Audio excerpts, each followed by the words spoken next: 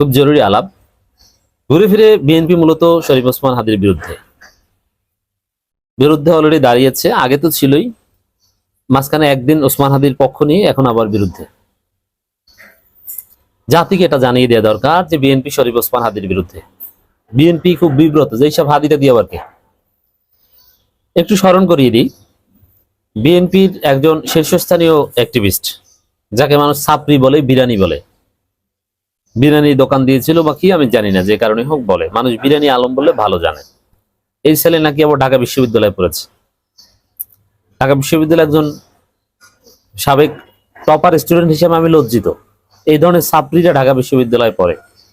এর অ্যাক্টিভিস্ট যদি দেখেন, মিনিমাম কমন সেন্স তো থাকা দরকার। আপনি একটা দলের বিরোধিতা করবেন, ঠিক আছে, আপনি করতে পারেন, কিন্তু আপনি গুজব প্রচার করবেন, কোনটা গুজব আর কোনটা গুজব না এটা বুঝতে পারবেন না। এটা ঢাকা বিশ্ববিদ্যালয়ের জন্য লজ্জা। যেমন মির্জা রুহুল কবির রিজভী রাজশাহী বিশ্ববিদ্যালয়ে পড়েছেন, পড়াশোনা করার সুযোগ পাননি, তিনি এআই দিয়ে ফটোকার্ডকে আপনি যা ইচ্ছে তা বলতে পারে, পড়াশোনা করেন না কেউ। কিন্তু ঢাকা বিশ্ববিদ্যালয়ের একজন ইয়াং স্টুডেন্ট সাবেক, যার বয়স হয়তো বা 40-45-এর নিচে, সে এরকম বলতে পারে না। তো এরকম একজন গুজববাজ, মিথ্যুক, বাটপার শাহেদ আলম নামের এক ছাত্রী, এ অনেক আগে থেকেই শরীফ ওসমান হাদিকে গালাগালি করে আসছে। শুধু এই শাহেদ আলম না, নানান কথা বলেছে, অকথ্য ভাষায় গালাগালি করেছে। কেননা শরীফ ওসমান হাদি বিএনপির চেতনা ব্যবসার বিরুদ্ধে। ৭১-এর যে চেতনা ব্যবসা, যেটা আওয়ামী ন্যারেটিভ এবং ভারতীয় ন্যারেটিভ, এর বিরুদ্ধে শরীফ ওসমান হাদি। শুধু বিরুদ্ধে না, মারাত্মক বিরুদ্ধে। তো দর্শক, শুধু শাহেদ আলম না, আপনি বিএনপির যত পরিচিত অনলাইন অ্যাক্টিভিস্ট আছে, ন্যারেটিভ নির্মাতা আছে, তারেক রহমান যাদেরকে লজ্জা শরম ছিল, তারেক রহমানকে গালি দিতেন একসময় শাহেদ, এখন এই শাহেদ আলম তারেক রহমানের গুণগান গান, অথচ তারেক রহমানের সমালোচনা করতেন, জয়ের প্রশংসা করতেন, সজীব ওয়াজেদ জয়ের। এই শাহেদ আলম শরীফ ওসমান হাদিকে অকথ্য ভাষায় গালাগালি করে ফেসবুকে পোস্ট দিয়েছে, সেটা এখনো মজুদ আছে, ডিলিট করেনি। আরো যারা আছে ন্যারেটিভ নির্মাণের দায়িত্বে, তারেক রহমান যাদেরকে দায়িত্ব দিয়েছে, এরা সবাই শরীফ ওসমান হাদির বিরুদ্ধে লিখত এবং গালাগালি করত। আপত্তিকর ভাষায় সমালোচনা এটা করতে পারে, সমস্যা না, সমালোচনা করলে যে আপনি ক্ষতিকর তা না, কিন্তু গালাগালি করতো। এক কথায় যদি বলি, এখন যেটা সামনে আসছে যে আলোচনাটা, এবং মামলা হলে শরীফ ওসমান হাদির পক্ষে যদি শিশির মনির লড়েন, ব্যারিস্টার কায়সার কামালরা হত্যাকারীদেরও বাঁচাতে পারবেন না। এখানে বিএনপি ফাঁসবে কিভাবে? একটা প্রশ্ন সামনে আসছে যে ওসমান হাদিকে হত্যা করেছে আওয়ামী লীগ, এটা স্পষ্ট, কিন্তু হত্যাযোগ্য করেছে বিএনপি কিভাবে? ওই যে ওসমান হাদি ক্ষতিকর, সে এই সেই, নানান ন্যারেটিভ, নানান বয়ান তৈরি করেছে এবং তাকে গালাগালি, এই হুমকি ধমকি, এবং শরীফ ওসমান হাদি ঢাকা 28 যেখানে নির্বাচনী প্রচারণা যেত, মির্জা আব্বাসের লোকজন ডিস্টার্ব করতো, তুমি ছোট ছেলে, এত বড় কথা বলো, অমুক তমুক, কি করতে এসছো?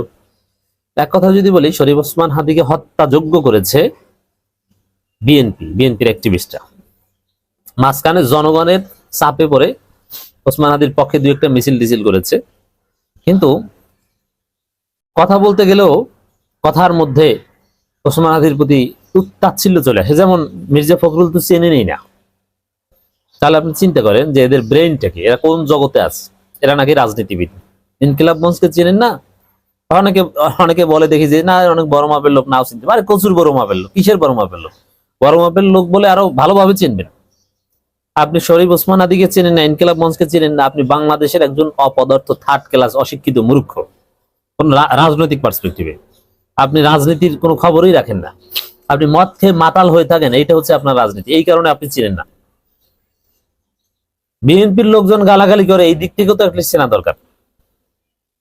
আবার তো এইভাবে হিস্ট্রিক্যালি, মানে হিস্ট্রি বলতে এখানে হয়তো বা 1 বছর ইতিহাস, বিএনপি শরীফ ওসমান হাদির শত্রু, তার বিরুদ্ধে প্রচারণা, তাকে গালাগালি করতো বিএনপির লোকজন।